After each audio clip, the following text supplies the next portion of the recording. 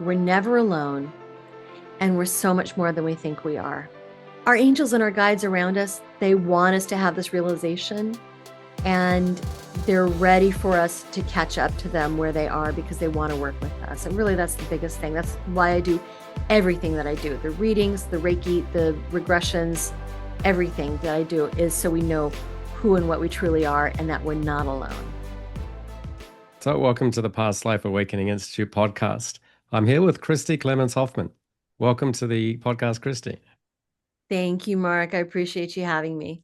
Great. So, I'll give you a bit of an introduction. So, you're a QHHT practitioner, a hypnotherapist, intuitive channel, medium, angel communicator, and spiritual coach. Am I right so far on all of this? So far, so good. Anything you'd add? Oh, and actually, and you're a podcast host as well. You've got two shows on the Mind, Body, Spirit FM network, Radiate Mhm. Wellness podcast, and Real Life Angel Encounters podcast.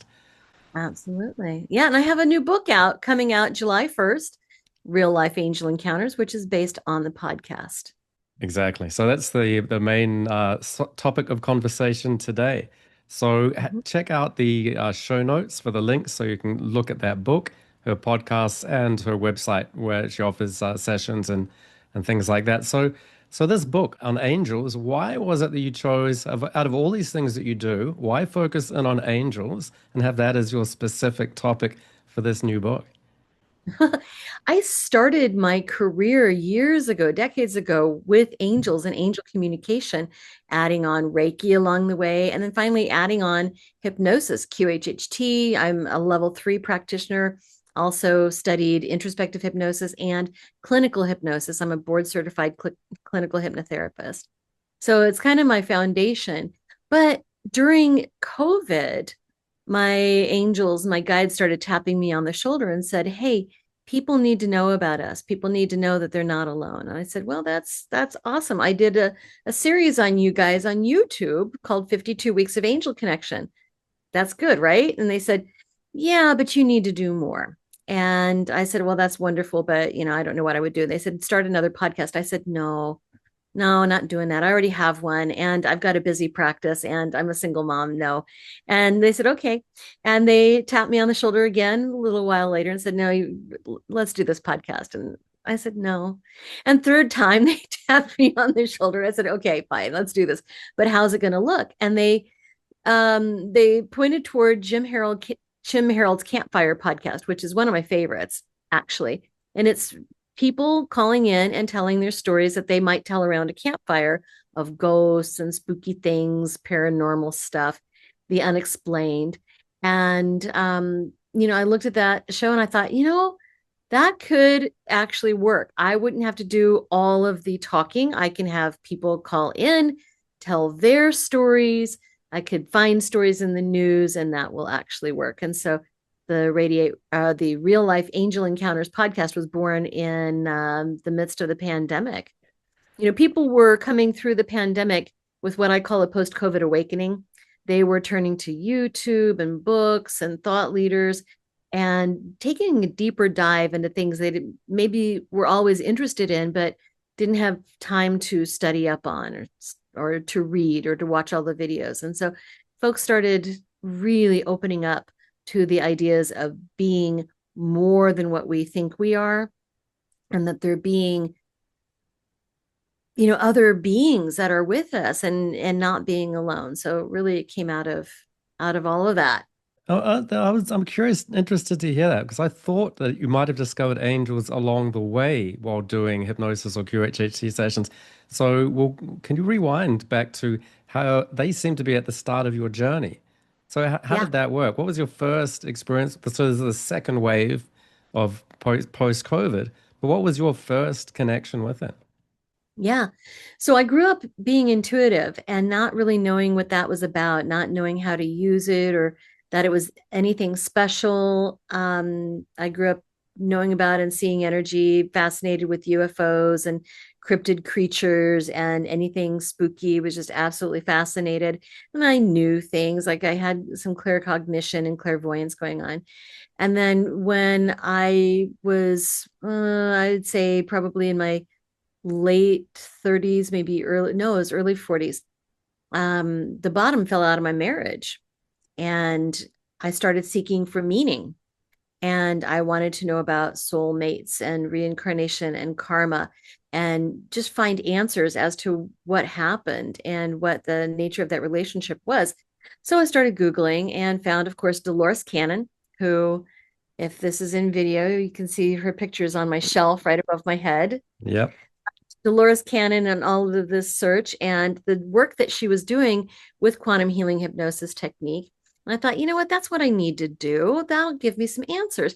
And I called the office in Arkansas because, she was about 5 hours away from me here in Kansas City. And I thought, I could do this in a weekend. I'll have my mom watch my daughter and I drive down, stay the night, come back. That'll work.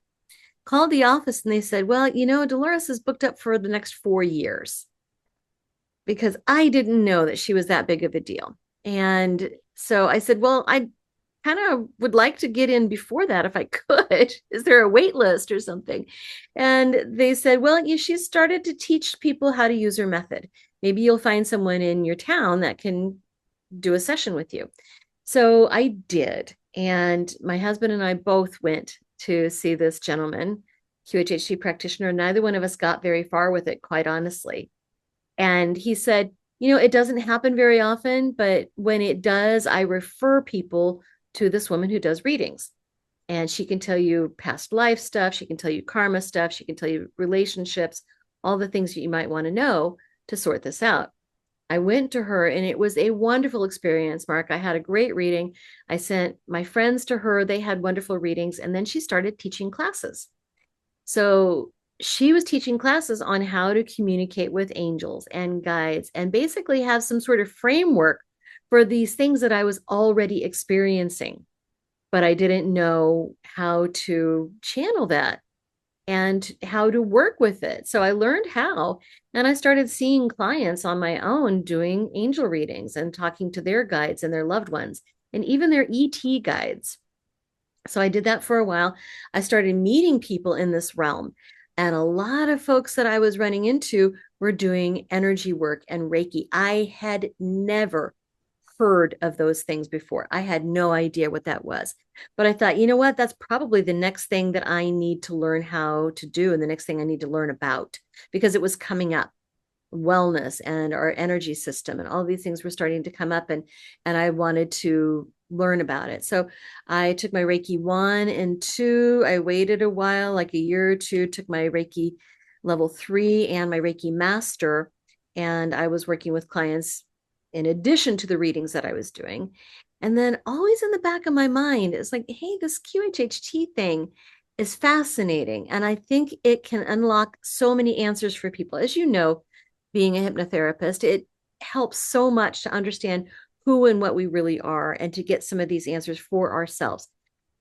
So, about that time, I lost my job at Hallmark. There were huge, massive layoffs, like 1,500 people laid off from Hallmark at the same time. The headquarters for Hallmark Cards is here in Kansas City. And I found myself laid off. And as part of the package for the layoff, I got to take entrepreneurial classes. And by this time, I knew that I wanted to start some sort of group practice or collaborative of a variety of different healers and practitioners. And that's when I decided to launch Radiate Wellness. Well, the same week that I was launching Radiate Wellness, the QHHT Academy was offering a level 1 class in Arkansas, Eureka Springs, beautiful little town. And I just had the brilliant idea that the same week that I'm launching this business, I'm going to go take a week down in Eureka Springs and learn this hypnosis thing. Probably not the best decision to make, but here we are years later, and had a wonderful experience with the level 1 class. The next year, I had enough sessions under my belt to take the level 2 class, got my level 2. And then about a year and a half after that, I got enough sessions under my belt that I could take the level 3 class, and went through all of the mentoring and the adjustments and the certification process to get my level 3 training. So that's basically the story. Right. Soup to nuts. Right. So it's interesting that there's a colloquial version of what angel means. I think everyone has their own individual idea of what that may be. And then when you start doing this kind of training, you get into, you mentioned angels and guides. Then we can have a spirit guide, which might be different to a guiding spirit or a higher self. And so, how do you describe it to people when you're making some of these distinctions between sort of spiritual beings and particularly with this term angel? Yeah.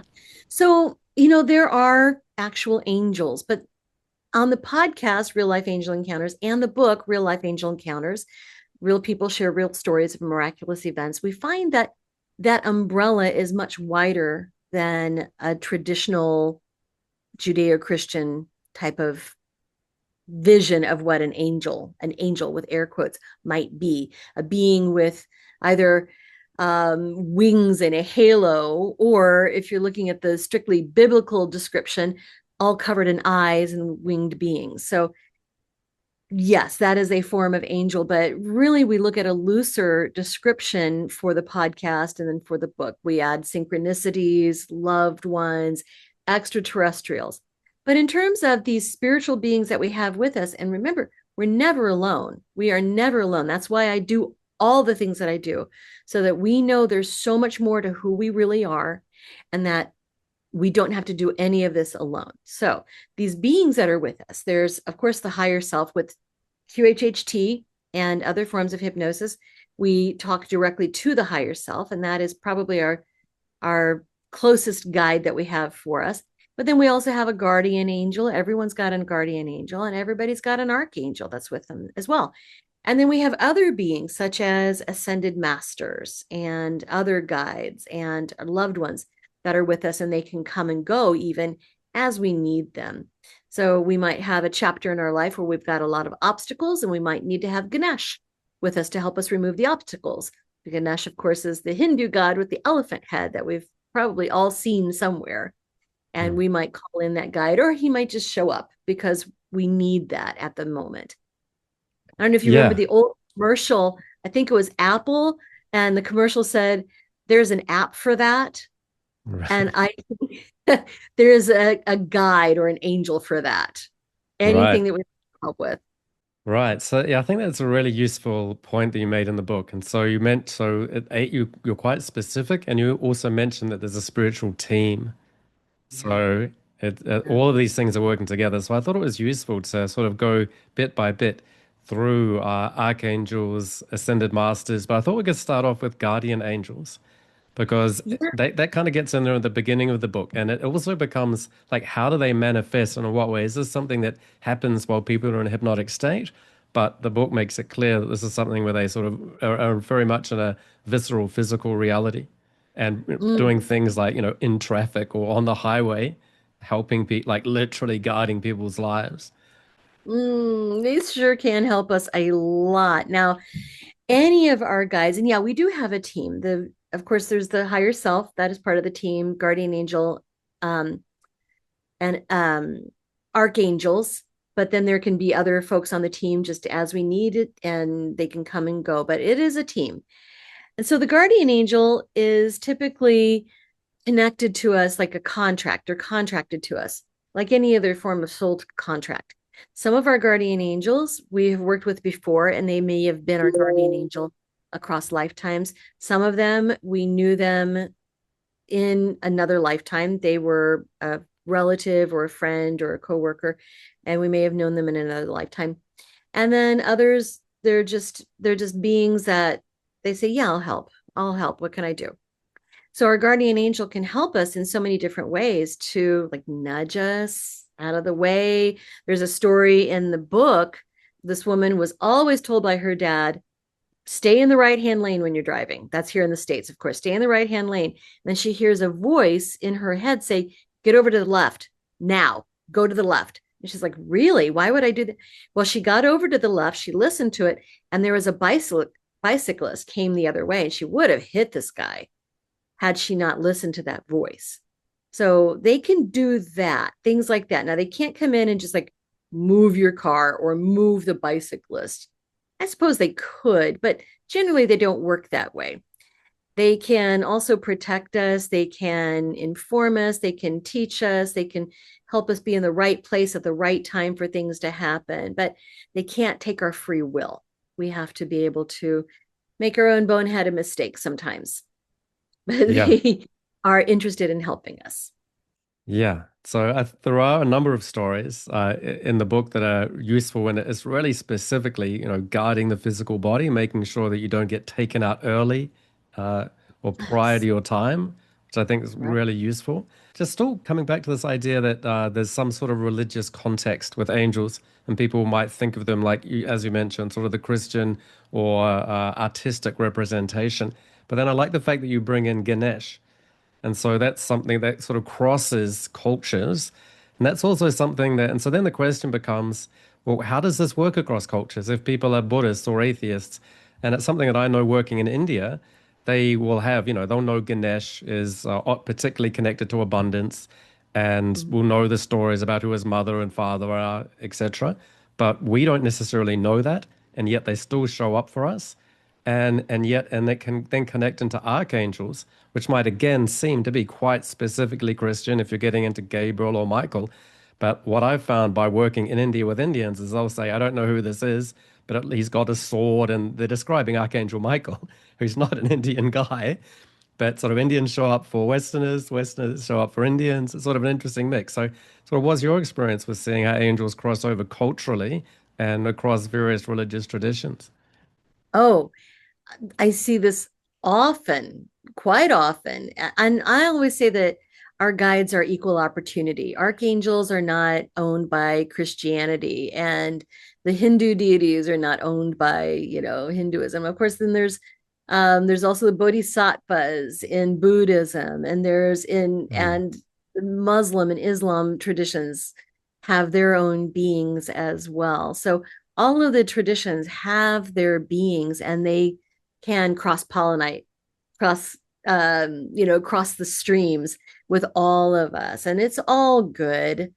And I don't think that they really are too hung up like we are on what our religion is. And there's only two archangels that are described in the Bible. That was Michael and Gabriel. But the rest of them come from the Kabbalah. They come from different traditions. It's all good, and it's all equal opportunity. Mother Mary can show up for anybody. You don't have to be a Christian to have Mother Mary show up for you, or you don't have to be a Buddhist for Kuan Yin to come in and help. You go into some of the specific types. Doreen Virtue, of course, Oh yeah. was quite specific about this. So can you tell us a bit more about any archangel stories in particular, or the way that you view them, and how Ooh, they show up for people? yeah, yeah, absolutely. So they all have specific jobs that they do. So Jophiel is the archangel over beauty and beautiful things, and even feng shui, because that creates a beautiful order in our house. And Haniel is all about the moon cycles, but also helping us find people that we resonate with. Shamuel is peace, world peace more specifically, but he also is all of the angels are really huge, but Shamuel is really huge and has this vision that he can see so far, help us find our keys, the right job, and a soulmate. And all of the archangels have their various jobs like that. Then there's Michael. He's kind of like the building superintendent. He can do all of the jobs, and he can get the right angel on the job if you not sure who to call on. He can do that. Now there's a story in my book. I was certain this was Archangel Michael who showed up for me. I was going through this rough time in my life that I talked about, and coming back from my therapist's office. I was on Highway 71 in Kansas City. It's a major thoroughfare, Highway 71. And I came up to this stoplight where there's usually a homeless person standing on the corner with a sign asking for food or money. And there was someone there on the corner. And I thought, oh, he's going to see that I've been very upset. My eyes were red. My face was streaming. I had been, very upset. And I thought, I'm going to have to make eye contact with this guy. And I really don't want to, because I'm kind of feeling a little embarrassed about the state that I'm in. But I just happened to look over and made eye contact with him. We locked eyes. And he kind of thumped his fist on his chest, pointed up to the sky, and gave me a very knowing smile as he nodded. He's like, God is on this. You're good. You're gonna be fine. And I just did this guy look like Archangel Michael? No, not at all. He was a skinny black dude. And he was just dressed in jeans and a t-shirt. I think he had a ball cap on. Did he look like an angel? No. But I knew that he was at least sent by Archangel Michael. And it's just one of these things that it was just a knowing that I had. One of the things that comes from the book as well, there are a lot of ways that angels or can show up. And so, Mm, coming back to the ascended masters, that's something that I found in doing hypnosis and past life regression, and that I was living in Bangalore, which is near where Sai Baba lived, and he passed away, and he would just pop into sessions, and you'd ask people, for their higher self or their inner wisdom, and then he would show up and just take over the session with amazing wisdom, things that you would not that we know the wisdom that their higher self has, but they just add kind of another layer to it. But for me, that's something I just spend so much of my time in hypnosis with people that for me, when I think of angels showing up or ascended masters showing up, it's in a hypnotic state, just downloading or really giving a lot of information. And so that's one way that they can come up. Is that something that you find in the sessions that you do? And what other ways do they show up? any particular way at all. So yeah, in sessions, it's with QHHT, we want to talk directly to the client's higher self.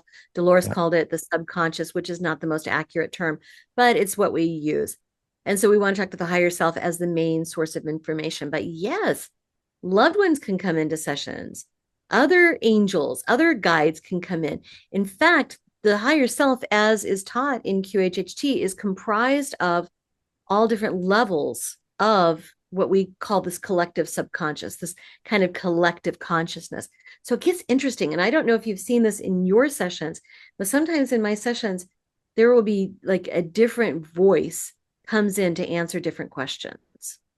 So one voice might be very folksy and casual, but another one might be very formal and very clipped. You find that too? Absolutely, yeah. That's what I mean. Like you notice the difference between their higher self is very different to their conscious self. Yes. Their spirit guide has a different tone. Then an ascended master has another different tone and a different role and function. So absolutely, Mhm. yeah. Oh, it's fascinating. Well, and then, outside of sessions, we can have these things happen to us all the time. And the book and the podcast are filled with these stories. Most recently, I had someone on the podcast. This is not in the book. Of course, it'll probably be in the next book because this is going to be a series. Okay. But on the podcast, this gentleman was talking about when he was maybe 6 years old, his sister was developmentally disabled and she was maybe two. And they were with their mom on a shopping trip. And in Florida, it's all like these open air type of shops and markets and things. So they were in this open air flea market type of place. And the sister crawled out of her stroller and wandered off. And they, of course, were frantic and they were looking for the sister. And this gentleman comes walking up and he's got her by the hand and he walks up right up to them and said, "Oh, I found Elizabeth." And they were like, "Oh my God, thank you, thank you, thank you." It turned to get her back secured in her stroller, turned around, and the man was gone.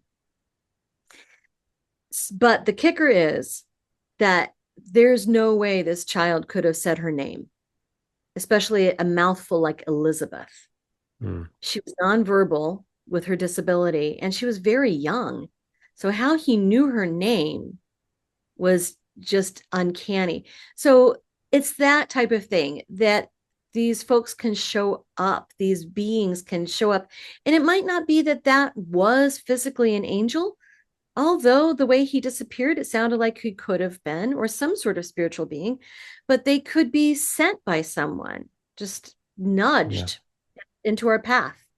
And there are many stories like that too. So the book is full of different types of stories. There's the loved one encounters.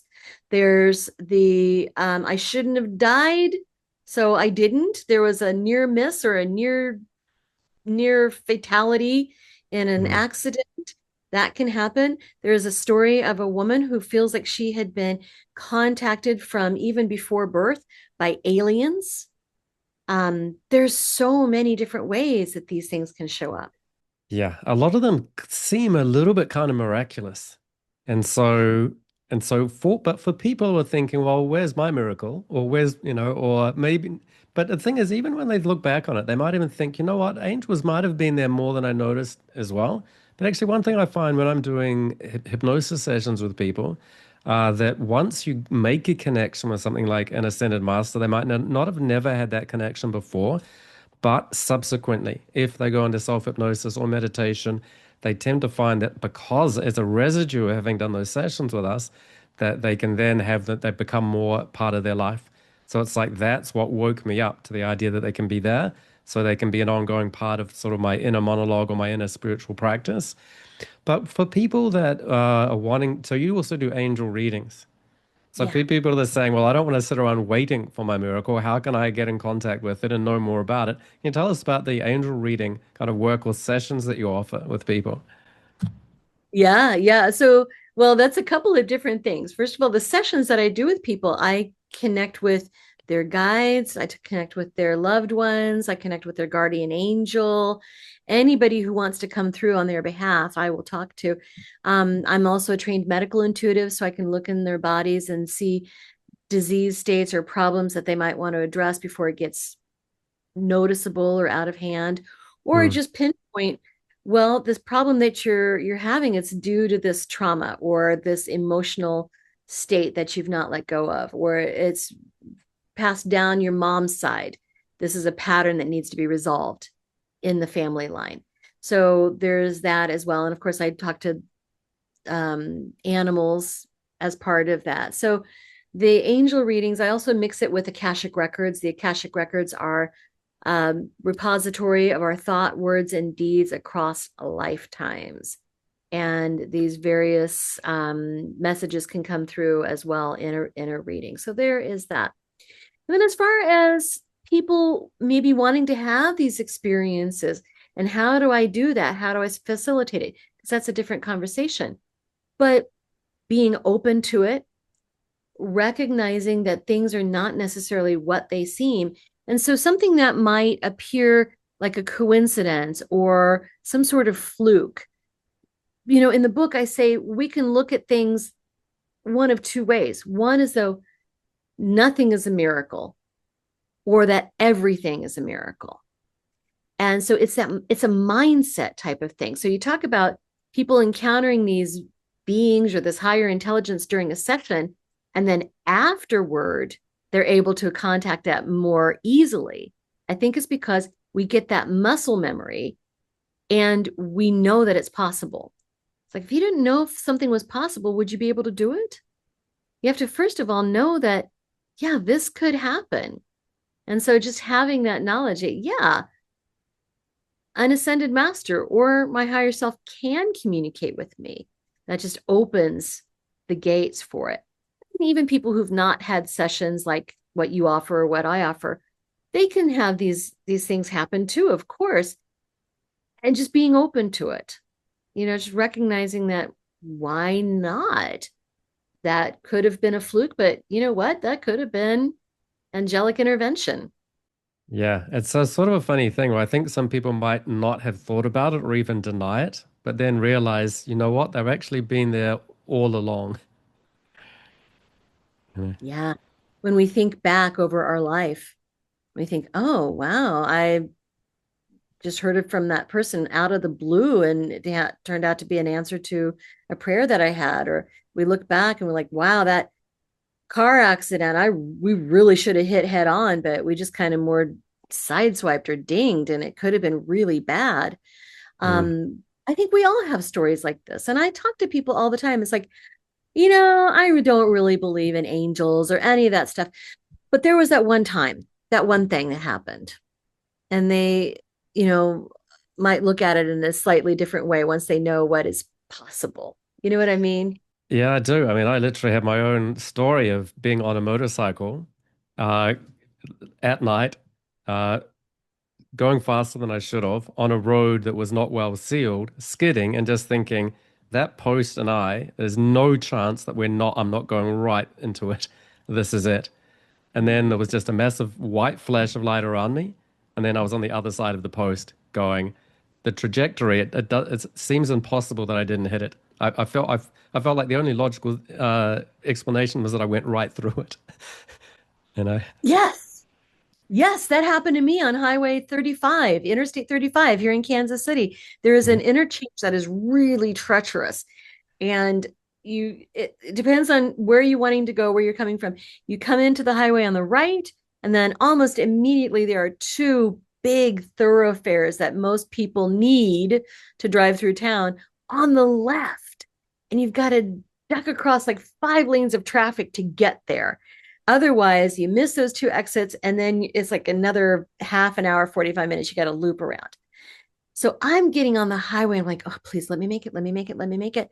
And white knuckling and talk. My Archangel Michael medal in my car hanging from the rear view. And I'm rubbing my Archangel Michael medal. Get me over to the other side, Mike. I got to get there. And I ducked through a couple of lanes of traffic. It's like, oh, that was scary. Look over, and here's a semi truck right next to me. There's no way that there is it just seemed to be impossible. I must have driven through. I mean, same thing, like driving through this semi truck. I don't know how that happened, but yeah, Yeah. things that could happen. And at the time for me, I probably wouldn't have had the vocabulary for that, or even really the interest in it. But it's the kind of thing where whether you believe it or not, it's going to help you out, you know? Is we can either look at things as though nothing is a miracle, everything is face value, or we could look at things as though everything is a miracle and Yeah. everything is touched by that unseen hand. Why not? Yeah. Interesting.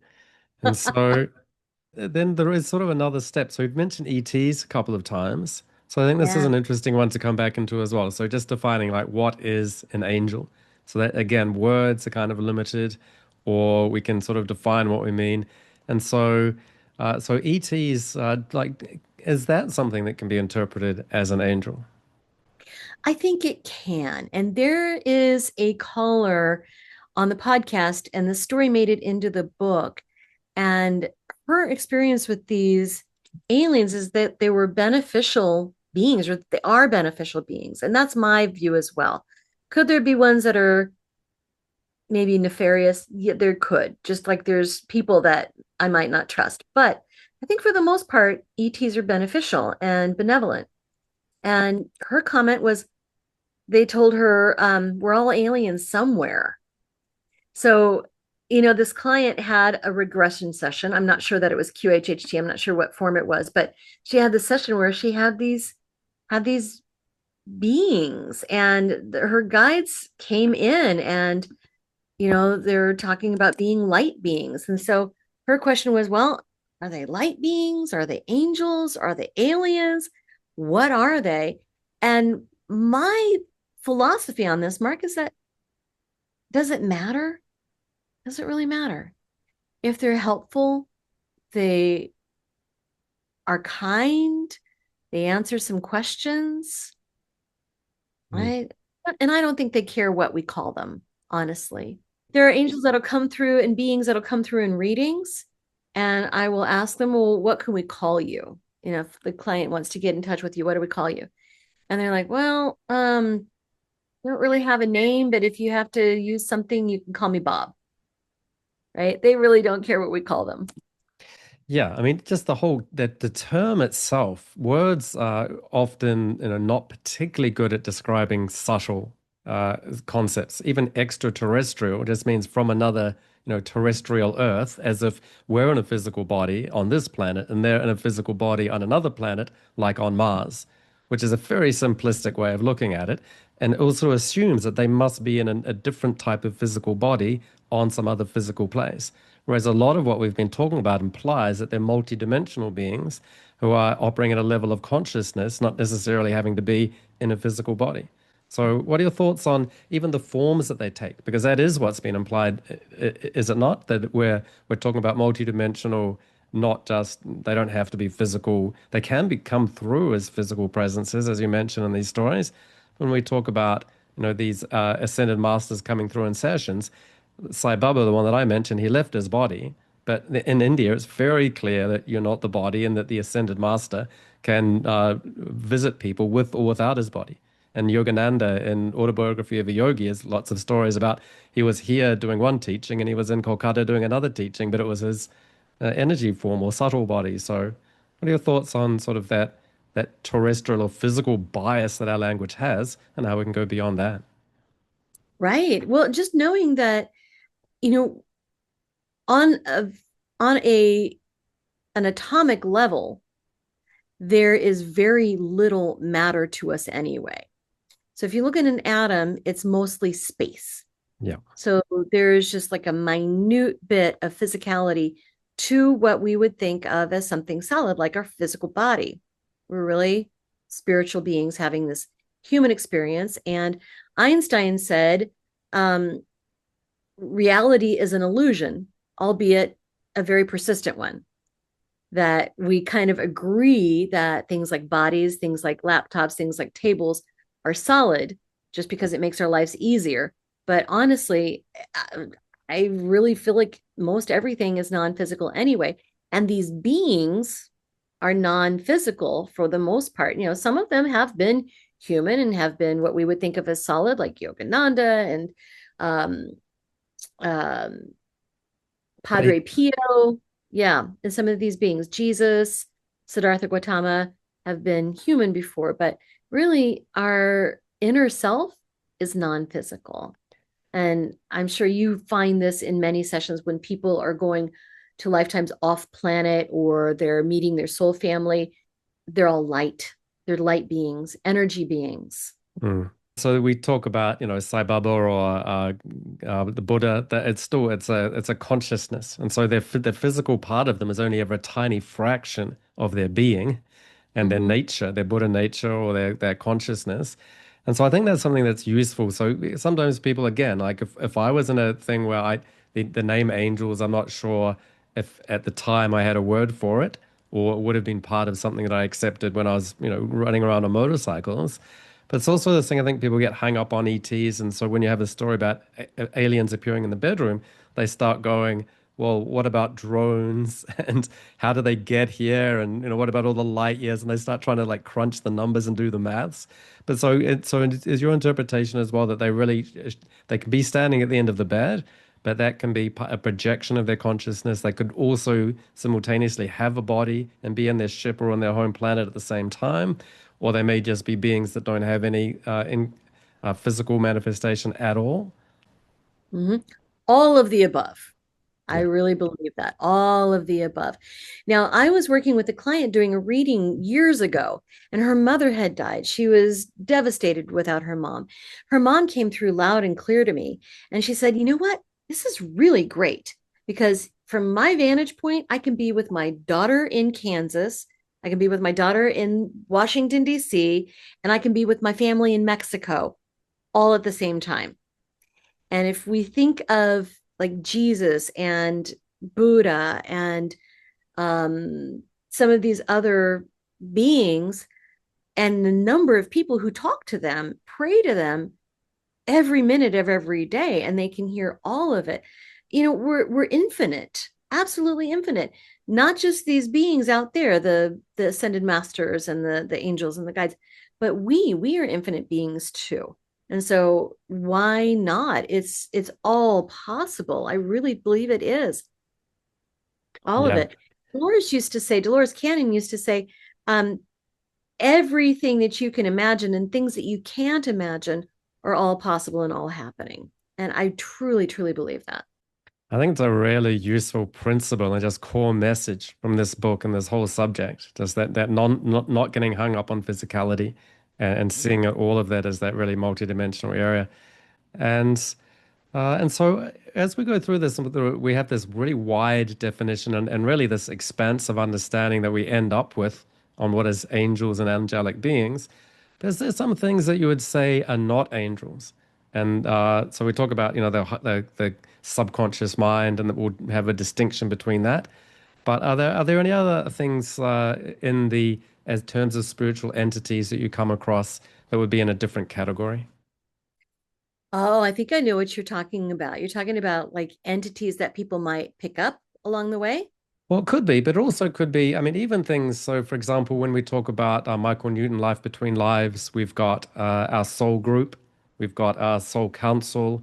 And so, would you say that, or we can have, so yeah, actually, when we talk about entities, you can have an earthbound spirit that gets stuck in Mhm. that space and then may get stuck on somebody.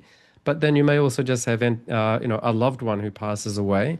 And Michael Newton might call it a soul group member. Somebody else might call it a loved one, but somebody else could call it an angel. And so, are there any things where you sort of go, well, everyone's got their own belief system, they can call it what they like, and I'm not going to contradict them? Or would you say there are certain things where it's useful to make distinctions and have different categories, as Michael Newton's got his version, Dolores has got, that kind of thing? So, is there anything that you, or particularly even with guiding spirits, that might not fit into that category? Right, right. Well, honestly, I am of the does it matter camp. Again, if Yeah. something is positive, it's helpful, it answers our questions, and it takes care of some things for us, does it really matter? So I don't attach myself to too many labels. Okay. And I take things not necessarily at face value, but I honor what happens and honor the beings that come up and just know that they're here for our benefit. Sometimes we get so attached to labels and Mm. things. Well, is it this or is it that? Well, what if it's something completely different? What if it's something this and what if it's this and that, right? So I Hmm. think sometimes we get very, very attached to how things are called and what things are, rather than looking at the broad expanse of what it is. Now, also, I don't think any of us really knows for certain, not for 100 positively, 100% positively certain, right? So I think once we get to the other side, we'll have a much bigger and broader understanding.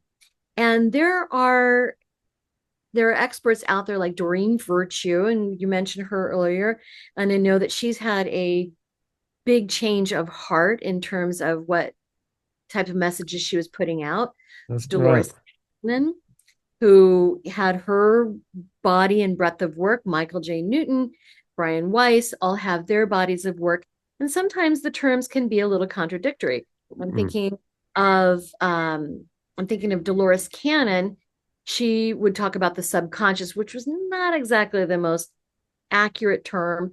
She talked Yeah. about the theta state and somnambulistic state, and that was not the most accurate term. So I feel like we're doing what we can with the information that we have.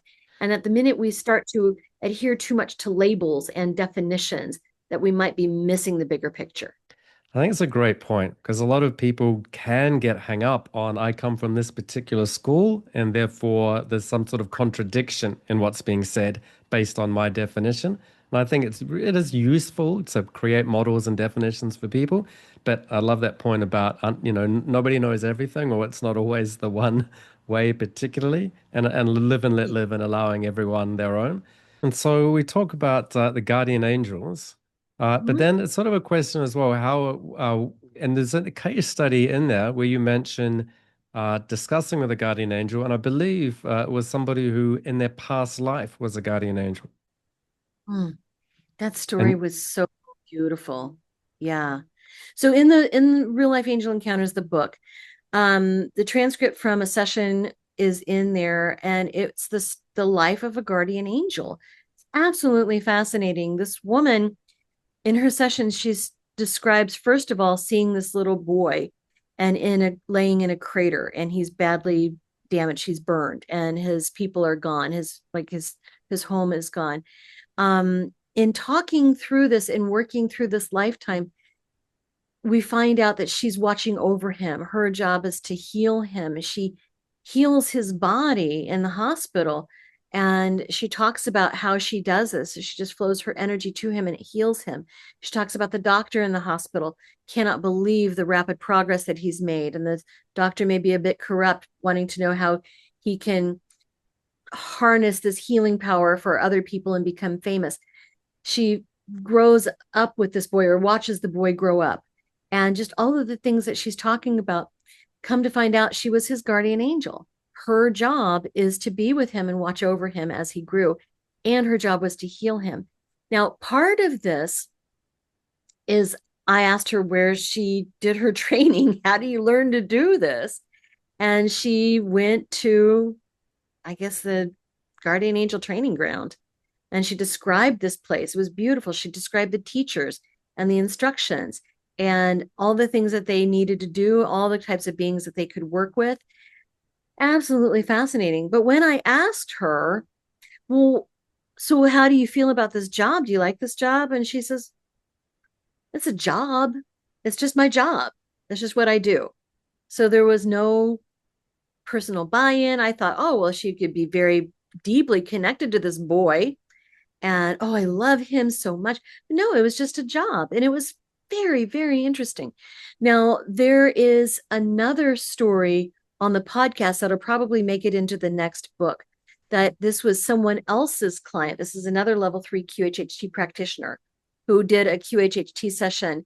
And this client talked about being an angel and their job in being an angel. And the way that she described herself, she was male, she was big, she was muscular, she had wings and had a sword. And oh my goodness, it sounded so much like Archangel Michael. And that's another wonderful story out there. So, there is some experts, I guess, for want of a better term, who might say, well, that can't happen. But, here are two QHHT sessions that show quite the opposite that, yeah, we can move back and forth between these realms. It's very Right. interesting. Yeah. And so, I mean, it's interesting when you get sort of into the quantum aspect of time, past and future. So there are past lives that people can recall. There can also be future lives. So this is one thing I notice. People often say, I don't necessarily want to reincarnate as a human again, or I've had enough. And therefore, they're sort of wanting to end that cycle. But when I say, well, what if there were other options and other beings you could be? And they'll often say, well, yes, I would reincarnate if I could be a guardian angel or a disembodied spirit, something like that. So is that something you see? People setting intentions or going or future lives where that's sort of part of the plan or part of what they see themselves being? Quite often. Well, you can't see it, but on my wall, I've got a photograph that a client had given me, and he took a photograph on his land, and I think there was some sort of spray that had gone off, like he had sprayed water or something like that. And all of these little globules of water form these orbs. And the photograph just has all of these pictures of orbs, and it's so beautiful. And I have it up on my wall because that's how many people describe themselves. It's like I'm an orb. I'm a light being. I'm a ball of light. I'm a ball of energy with all of these other beings. And that's just exactly how I envision it, is this picture of all of these orbs. But yeah, people have been so many different things. I'm sure you find that in your sessions as well. Orbs, light, energy beings, ETs, dinosaurs, sea creatures, creatures that I don't even must be mythical because they don't exist here. Maybe they're in a different dimension or a different planet. They describe being these beings that I've never heard of before. I've also had people who have had lifetimes as fairies, several of them actually, mermaids. One guy was a gnome. That was fun. I had people as leaves, leaf on a tree, water, cloud. Somebody was a whole field of green grass. You can't make this stuff up. I had one lady, she had an experience as a rat. And then that rat's life was all consumed with food, food, food, food, food. Mm, And she thought it was hilarious.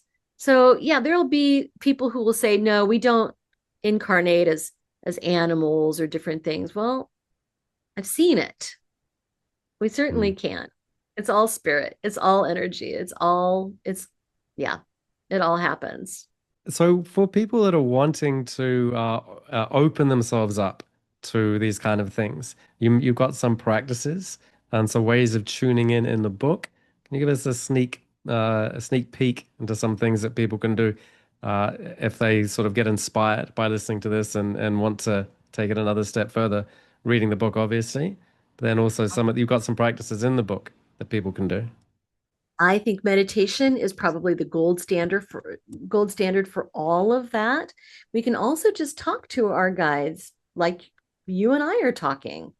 And the thing is with when talking with our guides, they're actually listening to our thoughts. We don't have to speak out loud.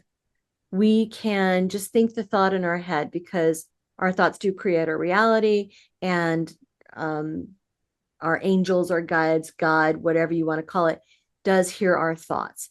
So I do offer some meditations on my website, and that's in the book, radiatewellnesscommunity.com. I have a meditation with Archangel Haniel. That's one way to get in touch. But we can just speak with them. There are other ways as well. There are ways that we can find out what each archangel or each ascended master, what their symbols might be. We might have those around us, keep some icons on the wall or a little statue. And it's not for them, it's for us so that we remember that they're there. And with our loved ones, if we want to get in touch with our loved ones, have a little space. I hate to call it an altar, but have kind of like what we do in Latin countries for the Day of the Dead. We might have a little area. We've got ticket stubs and their favorite foods and pictures and things like that, mementos. And again, it's not for them, it's for us so that we remember that they're with us and that when we think of them, especially our loved ones, when we think of them, they come even closer. So it's for us just as a reminder. Oh, yeah, I can talk to Ganesh. Oh, right. I need to ask my grandmother for help with this. And those are some more ways that we can get in touch with them. Okay. Well, another question can be, why is it that some people seem to have a lot of these things happening to them and others don't? Hmm. You might have sort of answered that question a little bit in what you just said, but are there some other things? Yeah, I think because, well, they expect miracles, they believe in it, they're open to it. You know, these things can happen to us at any time. You might be thinking of somebody and then you run into to them at the grocery store and you think, wow, I was just thinking of Bob and there they are in the grocery store, and might not even think any further than that. But we can also think of what if Bob's higher self and my higher self conspired to put us in the same place at the same time because we needed to meet.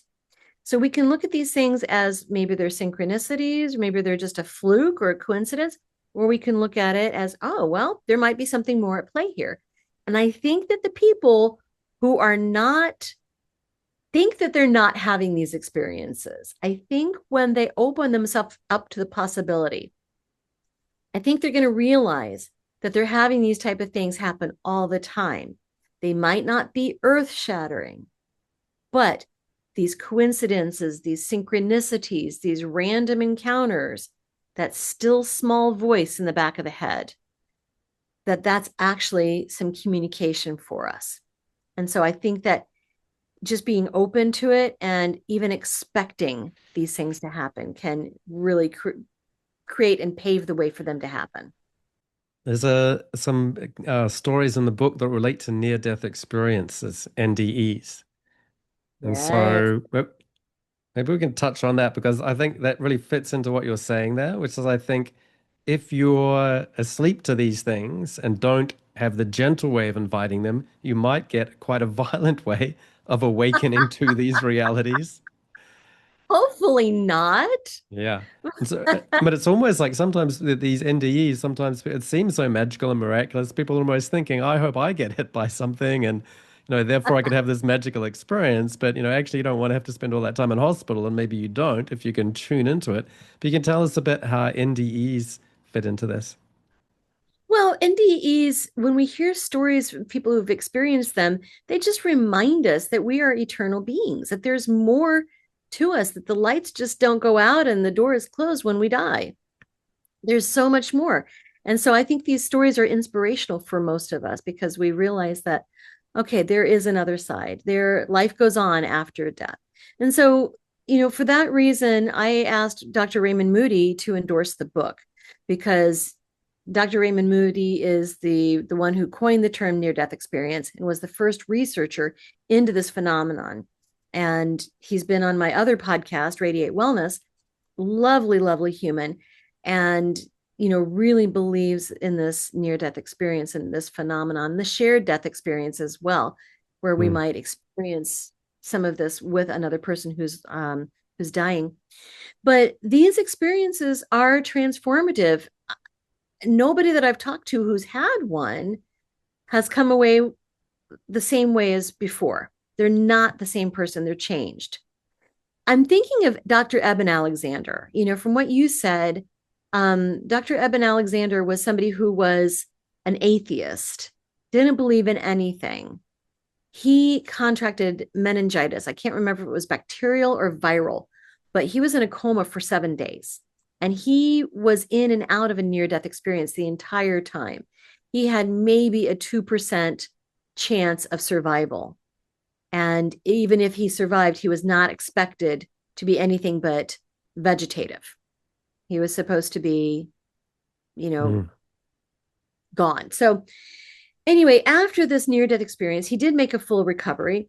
He tried to go back to neuroscience for a while and neurosurgery, but he realized no, I need to be telling the story of my near death experience and talking about it and educating people about the other side. So he left his neurosurgery career to dedicate himself to talking about the afterlife, but also to recreate the music that he heard in the afterlife. Many people talk about the different tones and the music that we hear on the other side, and that many of these beings will communicate through tones. So mm, there are a couple of stories in the book of near death experiences. There's David Ditchfield and Susan Walter. Now, David Ditchfield, he had a pretty famous near death experience because after his experience, the UK redid how they approached train safety and public transit safety because he was seeing a friend off at the train station. His long coat got caught in the doors as they closed, and he got drug under a train. And after that, the entire transit system, put safety protocols into place. Anyway, after his near death experience, he'd almost had his arm severed, but he made a full recovery. He still has some loss of movement in his left arm. But his near death experience was so transformative. He saw three beings that healed his body and told him that he needed to get back. After his near death experience, he came out of it with the compulsion to paint the beings that he saw.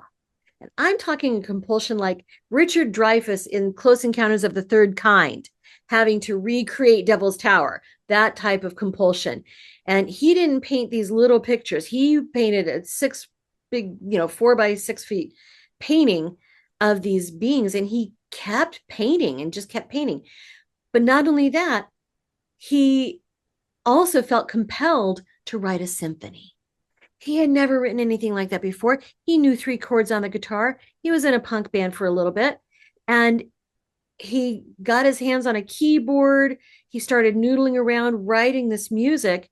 And then he found his way to some sort of software program and a computer that would transpose this music into sheet music for an orchestra. And he wrote a symphony. People were saying, well, where have you trained? You have to study for years and years to be able to write a symphony. He says, I didn't. I just wrote this symphony, the music that I heard in my voyage to the other side. Um, Susan Walter, who's also in the book, her story, she had 2 near-death experiences when she was 4 years old and when she was 6 years old. Very beautiful little story, too, of it in the book. But as she grew up, she was seeing her angels and she started seeing other people's angels.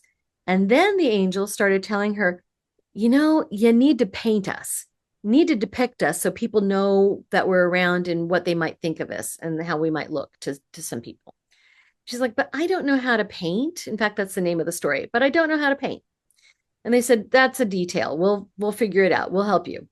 And so she started with, I think, acrylics or maybe watercolors and found out that That was a harder medium, and now she switched over to pastels, and she's now a visionary artist, and she's won awards for some of the covers for magazines and books that she's painted with no formal training. But that came out of it. Plus, they started talking to her. In fact, there was a reading that I did for her years ago. Oh my gosh, this was like 2010, 2011. And I said, I don't know what a solfeggio is, but your angels are saying that you need to work with a solfeggio. And she's like, and I said, do you know what that is? She said, yeah, it's musical tones and musical notes. And I said, well, you're supposed to be doing that. She started really diving into this musical frequency. And of course, music tones have different frequencies. And she would turn these frequencies into art. And I don't know how she did it, but she started creating mandalas that were based on these solfeggio frequencies and working with her angelic team with these tones and found them to be tremendously transformative. She's drawn coloring books. I love to color. So I've got all of her coloring books. She's turned them into little coasters and stickers and things that you could put on water bottles and laptops and things like that, just to bring those frequencies to the objects around you. So she's really taken a deep dive, and she'll paint your angel as well. So she's turned that into something too. But these experiences can be so transformative, and coming out of it with new abilities, new interests, just the drive and the desire to talk about this experience, and just profound changes. People come out of these things with healing abilities. I talked with somebody else today on another podcast about she knew somebody who had a near death experience and then could heal with her hands. That happens. All the things that we can imagine and things that we can't even imagine are actually going on. Fantastic. So have you got any last word about with real life angel encounters? What is a last message that we can get or learn from these encounters and the existence of angels? My mantra is we're never alone, and we're so much more than we think we are.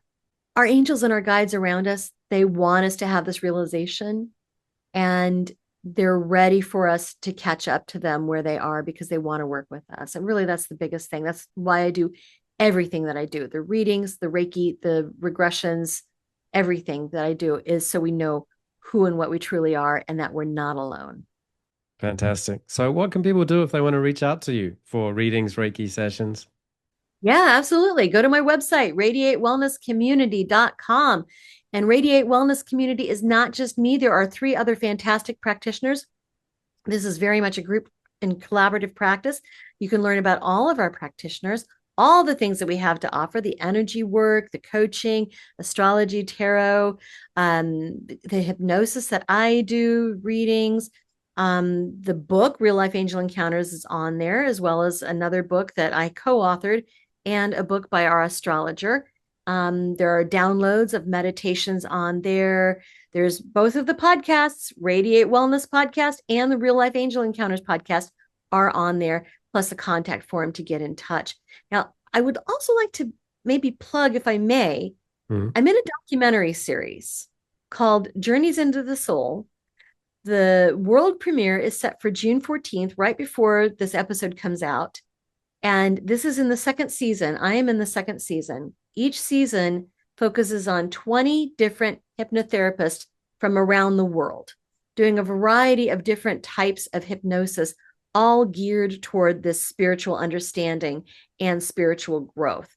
And so my episode is called I'm Not Done, because that is what the client in that episode said. Like, this cancer is not taking me out. I'm not done. I've got more life to live.